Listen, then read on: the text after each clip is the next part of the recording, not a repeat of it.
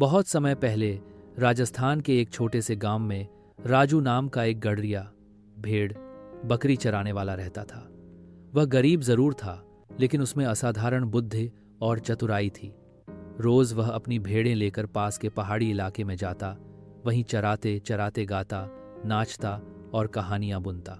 एक दिन जब वह एक नई घाटी में गया, उसे एक गुफा दिखाई दी जो झाड़ियों के पीछे छिपी हुई थी। उसकी जिज्ञासा बढ़ी और वह अंदर गया। गुफा में घुसते ही उसकी आंखें चौंधिया गईं। सोने, चांदी के सिक्कों, जवाहरातों और कीमती वस्तुओं से भरे हुए संदूक रखे थे। राजू समझ गया कि यह खजाना पुराने राजा का होगा, जिसे शायद युद्ध के समय छिपाया गया था। अब उसके सामने बड़ा सवाल था, क्या मैं यह खजाना चुपचाप ले जाऊं या राजा को बताऊं?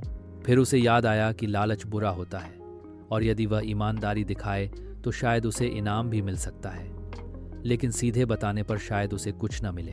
तो उसने योजना बनाई। राजमहल में चतुराई की परीक्षा। राजू सीधा राजा के पास गया और बोला, महाराज, मैं एक पहेली लेकर आया हूं। यदि आप उसका उत्तर दे सकें तो खजाना आपका, यदि न दे सकें तो मैं उसे खुद रख लूं। राजा मुस्कराया। क्या है पहेली? राजू ने पूछा। ऐसी कौन सी चीज है जो गुप्त है पर भारी भी है, जो छिपी है पर चमकती भी है, जो बीते समय की है पर भविष्य को बदल सकती है? राजा सोच में पड़ गया। कई जवाब दिए, ज्ञान, स्मृति, तलवार, लेकिन कुछ भी सही नहीं लगा। राजू मुस्कराया और धीरे से कहा, खजाना महाराज। राजा अचंभित हुआ और बोला, तुम्हारी बुद्धि ने मुझे हराया। बताओ, खजाना कहाँ है? पुरस्कार और सीख। राजू ने राजा को खजाने की जगह दिखाई। राजा उसकी ईमानदारी और चतुराई से बहुत प्रभावित हुआ।